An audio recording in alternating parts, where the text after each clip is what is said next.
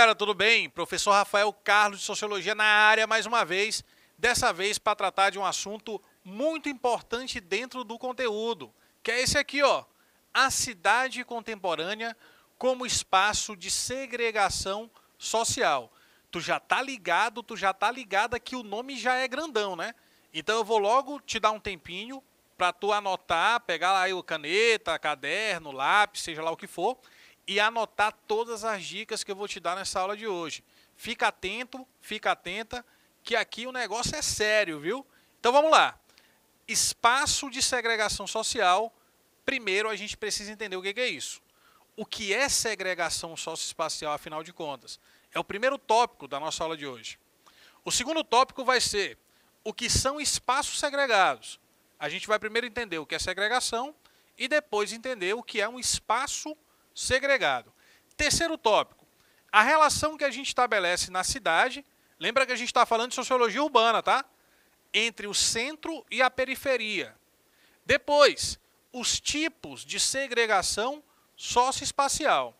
E para fechar a aula com chave de ouro, eu vou te falar o que é gentrificação, que é um conceito que você vê tanto na sociologia quanto na geografia também. Então vai até te ajudar aí para as aulas de geografia. Fechado? Combinado? Vamos começar nossa aula de hoje falando sobre o que é segregação socioespacial. E aí eu vou logo te dizer o seguinte, a segregação socioespacial, ela também pode ser chamada de segregação urbana. Ah, por que, professor? Porque é um conceito trabalhado em sociologia urbana. Ou seja, está dentro do contexto ali das cidades, da área urbana, fechou? Então eu posso chamar segregação socioespacial, que é um nome muito grande, mas eu posso simplificar e chamar segregação urbana. Tranquilo, do jeito que você quiser anotar, está valendo. Refere-se a, atenção para o termo, periferização ou marginalização de determinadas pessoas ou grupos sociais por fatores 1. Econômicos, 2. Culturais, 3. Históricos e até mesmo raciais no espaço das cidades. Vamos lá? O que é segregação socioespacial? É a marginalização ou periferização de pessoas ou grupos sociais por critérios econômicos, históricos, culturais e até mesmo raciais. Exatamente. Existe um termo chamado segregação racial. Era o que acontecia na África do Sul durante o período do apartheid. Lembra lá do Nelson Mandela? Já ouviu falar, né? Pois é, era o que acontecia lá, segregação racial. Beleza? Olha só, no Brasil, alguns exemplos de segregação são mais comuns e a gente consegue perceber nas cidades brasileiras, né? Ó, as favelas, por exemplo. A gente pode dizer que a favela é um tipo de espaço segregado, periferizado, marginalizado. Assim também como habitações e áreas irregulares, cortiços. Quem nunca leu aquele livro lá, O Cortiço? Ele retrata também a situação de pessoas que moravam, né? Ou que moram ainda, dependendo da cidade, ainda existe também cortiços nessas áreas que são áreas segregadas. E também as áreas de invasão, que acontece muito no meio urbano. Quanto mais a cidade vai crescendo, né? A gente viu isso já na Escola Sociológica de Chicago, os autores dessa corrente falando do assunto, que quanto mais a cidade cresce, mais problemas sociais ela tende a ter, tendem a aparecer. E um desses problemas é exatamente esse, né? A formação dos guetos, das periferias, daquilo que a gente chama na sociologia de favelização das cidades, né? Aqui no Brasil é mais comum a gente usar esse termo favelização.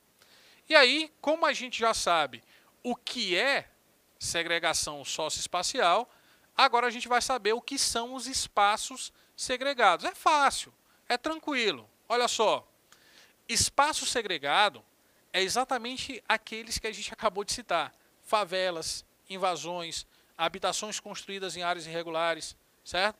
Esses espaços costumam apresentar uma baixa disponibilidade de infraestrutura. Exemplo, pavimentação, né, asfalto na rua, saneamento básico, rede de água e esgoto, geralmente não tem, espaços de lazer, entre outros. Então não existe uma infraestrutura adequada para que as pessoas daquelas áreas tenham uma vida minimamente digna. Geralmente acontece isso nos chamados espaços segregados. A segregação urbana, como a gente pode perceber, ela revela as contradições econômicas e sociais que existem na sociedade contemporânea, sob o espectro, ou seja, sob o olhar do espaço geográfico. A cidade, ela na verdade não pode nem ser tida de maneira singular, a cidade. Existem várias cidades dentro de cada cidade. Cada região da cidade ela tem ali sua paisagem, sua característica, né, diferente da outra região. A gente percebe isso em muitas cidades. Na sua cidade, com certeza, existe uma área que é mais tranquila, é melhor de viver, tem uma infraestrutura mais adequada do que outra área da cidade. E isso revela o quê? Revela as contradições socioeconômicas que existem em cada cidade brasileira, em cada cidade maranhense, ok? E aí, olha só, como existem essas áreas diferentes ou segregadas, e elas passam a se chamar de periferia também, a gente consegue estabelecer na sociologia e na geografia uma relação entre o centro e a periferia, certo? Centro e periferia. As cidades, elas vão se constituindo, elas vão se formando a partir de seus sítios. Não é sítio tipo sítio do interior, chácara, essas coisas não. É sítio de espaço mesmo, de território. Ou espaços centrais. E aí a cidade vai se expandindo. A sua cidade, ela começou provavelmente da onde é a Praça da Igreja Matriz. Grande parte das cidades do interior do Brasil e, consequentemente, do interior do Maranhão, elas têm a sua formação a partir da Praça Matriz. Por isso que o nome é Matriz. É porque é dali que surgiu, entendeu? Então, a Praça Matriz, geralmente onde fica a igreja da sua cidade ou a prefeitura, é da onde surgiu a cidade. Aí ela vai se expandindo assim, ó. Entendeu? Ela tem a região matriz central e ela vai crescendo assim, ó, para os lados. Aquilo que fica mais distante do centro, a gente vai chamando de área de periferia, certo? Então existe o centro, da onde a cidade surge, onde estão ali a prefeitura, a igreja matriz, não é isso? Os correios, o hospital, os serviços essenciais, e aí a cidade vai crescendo, ela vai se expandindo. E essa área da borda da cidade, que é afastada do centro, é que a gente chama de área de periferia. Ou seja, é um conceito geográfico, é um conceito espacial. Centro está no meio e periferia está na borda, ok? As classes econômicas mais abastadas, significa que tem mais dinheiro, elas tendem a localizar-se nas proximidades do centro. Vê se na tua cidade não é assim também. As pessoas que têm uma condição de vida melhor, geralmente elas moram ou no centro, ou elas moram perto do centro. Geralmente, não quer dizer sempre. Mas geralmente é assim. Porque elas estão mais próximas dos serviços básicos, essenciais. De hospital, por exemplo, de faculdade ou escola, né? A maioria das escolas são na região central. Então elas se localizam nessa parte exatamente porque é uma área mais bem estruturada. A infraestrutura é melhor, então é melhor viver ali, ou perto dali. Entendeu? Uma vez que esses espaços do centro são mais caros e mais valorizados. E aí a maior parte das pessoas que têm uma grana, que são de famílias abastadas, mais ricas, elas moram perto dessas regiões. E aí quanto mais distante do centro, nas áreas de periferia, mais pessoas pobres vão morando nas bordas da cidade. Essa relação é a relação centro e periferia. Nas bordas da cidade, afastado do centro, amplia-se o crescimento desordenado dos bairros periféricos, favelas, casas em áreas irregulares e locais com pouca infraestrutura. E aí isso caracteriza o quê? A famosa segregação socioespacial ou segregação urbana. Aqui, por exemplo, a gente tem um mapa que é da cidade de São Paulo, certo? Isso aqui é porque eu consegui na internet o de São Paulo, o de São Luís, de outras cidades do Maranhão. Eu não encontrei, né? Espero que depois tenha. Mas o de São Paulo fica muito claro. Você pegar São Paulo, que é a grande metrópole brasileira, né? O coração econômico do Brasil. Lá em São Paulo, isso aqui é a cidade de São Paulo, não é o estado, é só a cidade. Olha só, olha o centro da cidade. Quanto mais vermelho, mais gente rica mora aqui, né? Então, ó, o pessoal que mora aqui, por exemplo, no centro, é o pessoal mais rico da cidade. E aí, quando vai se afastando do centro, a cor vai ficando mais fria. O que quer dizer que as pessoas mais pobres de São Paulo, elas moram na borda da cidade. Elas não moram próximas da região central, que é essa aqui, ó. E aqui seria a pobreza, que é o contrário. Quanto mais pobre aqui nesse gráfico, mais vermelho fica. Onde é a área mais pobre? Aqui, ó. É na borda, é na periferia, é a área vermelha e laranja, ó. Viu? Deu para visualizar legal isso aí, né? Quanto mais próximo do centro da cidade, mais as pessoas têm uma condição de vida melhor. E aí vai saindo do centro, a condição de vida socioeconômica ela vai piorando. A maior parte das cidades brasileiras seguem esse mesmo raciocínio. É esse mesmo gráfico. Quanto mais próximo da região central, melhor condição de vida. Quanto mais distante, vai piorando, porque são os bairros periféricos. Beleza? E aí a gente fala de tipos de segregação. Existe a segregação chamada de involuntária e a segregação chamada de voluntária. Voluntária vem da ideia de vontade. Tem gente que tem realmente vontade de morar numa área mais isolada, que tem dinheiro, inclusive, né? Não é uma pessoa que é pobre, tem nada disso não, ela tem grana, só que ela quer morar numa área que é longe do centro. Por quê? Porque o centro é muito movimentado. As pessoas geralmente trabalham no centro, ou próxima do centro. No centro estão a maior parte das escolas, das faculdades, dos hospitais. Então acaba que a vida no centro ela é muito corrida. E tem gente que tem muito dinheiro e quer sair dali. E essas pessoas vão para bairros periféricos, mas que tenham boa infraestrutura. Eu vou voltar rapidinho aqui esse slide, para te mostrar que em São Paulo isso também acontece. Bem aqui, ó, onde tem esse pontinho vermelho, é um bairro chique de São Paulo, chamado de Morumbi. Ele não é um bairro central, ele é um bairro que é periférico, mas só que aqui mora muita gente rica. São pessoas que têm condição e que saíram do centro para viver numa área mais afastada, só que elas vivem bem, porque é uma área que tem uma boa infraestrutura, entendeu? E isso se chama segregação voluntária. Voluntária, a pessoa tem vontade de morar longe do centro, ela tem dinheiro para isso, ela procura uma área longe do centro que tem uma boa infraestrutura e ali tem vários condomínios residenciais luxuosos, casas maravilhosas, verdadeiras mansões. Para quem mora ou já vem em São Luís, existe uma parte de São Luís, no Araçagi, chamada de Alphaville. É longe do centro, mas ali estão as casas, ou pelo menos algumas das casas mais bonitas do Maranhão. E é afastado do centro, é no lugar que é nesse raciocínio periférico. Mas não quer dizer que não tem uma boa infraestrutura, pelo contrário, tem uma excelente infraestrutura, é maravilhoso morar ali, entendeu?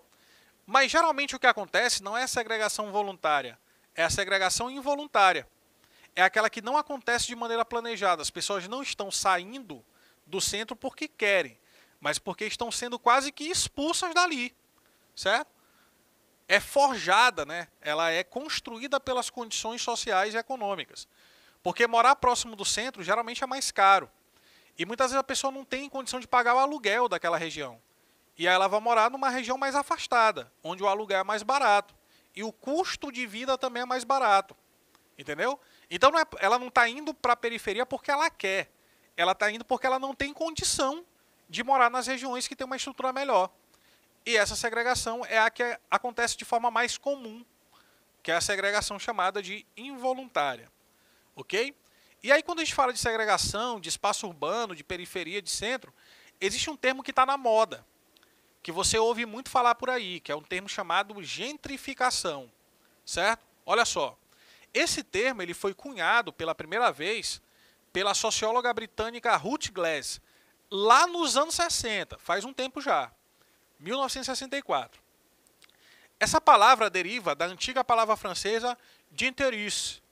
A Ruth Glass usou esse termo para explicar a chegada das camadas de classe média da população em áreas urbanas que antes eram lá de classes mais baixas.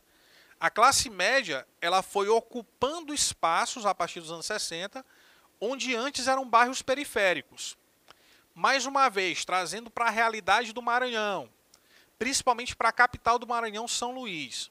Existe um bairro muito famoso em São Luís, um bairro chamado Península da Ponta da Areia, que muita gente aí da geografia vai dizer, mas não é nenhuma península, é uma ponta, é diferente. Mas deixa isso aí para o professor de geografia, ele vai te explicar melhor. Mas o pessoal chama aquela região ali da Ponta da Areia de Península. É o metro quadrado mais caro de São Luís, o aluguel mais caro. Só que antigamente não era assim. Aquela área, nos anos 80, 90, era uma área de periferia. Não era uma área nobre. As casas eram casas muito simples e tudo mais. E com o passar do tempo, pessoas de um poder aquisitivo maior foram ocupando aquela região. Prédios foram sendo construídos, prédios mais luxuosos. E as pessoas que moravam em outras áreas da cidade, principalmente que eram próximas do centro, começaram a se destacar para aquela região. E aí isso passa a ser considerado uma gentrificação daquela região, daquela área. Olha só, a gentrificação resulta no deslocamento das classes mais baixas pela classe média que ocupou essas áreas. Porque quando o pessoal mais rico começa a chegar nessa região, o custo de vida aumenta. E as pessoas mais pobres que já estavam lá, elas se sentem forçadas a sair daquela região. Porque tudo fica mais caro. Os impostos ficam mais caros, o aluguel fica mais caro, as compras do cotidiano ali na padaria, que é dali do bairro, fica mais caro também, entendeu? Então o custo de vida aumenta e as pessoas se sentem quase que forçadas a se retirar dali. E ali vira uma região nobre da cidade, onde antes não era, certo? Anthony Giddens diz que gentrificação, atenção, Anthony Giddens é também um sociólogo britânico, certo? Ele diz que a gentrificação é o processo de remoção urbana, na qual prédios antigos e decadentes são renovados por pessoas afluentes, que têm dinheiro, que se mudaram para aquela área. E aí aquela área passa a ser ultravalorizada. Antes ninguém queria morar lá. Agora todo mundo quer morar lá. Por quê? Porque essa área passou por melhorias. Melhorias de infraestrutura, entendeu? Começou a construir prédios melhores e tal, a reformar os prédios que existiam antes. E isso vai acontecendo em muitas cidades. E a gente está citando São Luís também, porque isso é muito notório, esse processo de ocupação da península aqui na capital do Maranhão. Inclusive tem até uma foto depois para mostrar para vocês no final da aula sobre isso aí. Segura aí, tá? No final eu mostro. E aí esse processo de gentrificação altera, ele modifica a dinâmica dessa região da cidade. Normalmente são bairros centrais. A península, por exemplo, é um bairro muito pertinho do centro, É um bairro que não é distante do centro. Com localização privilegiada, de frente para o mar, mas que por muito tempo foram abandonados pelo capital. Ninguém queria saber muito não. E aí depois, com o passar dos anos, despertaram o interesse, sobretudo imobiliário, do setor imobiliário. E aí eles compraram aqueles terrenos e começaram a construir ali vários condomínios de alto padrão, etc. Essa região, com essas construções, essa mudança infraestrutural, obviamente se valoriza financeiramente, Fica caro morar ali. O que acarreta um encarecimento do custo de vida local.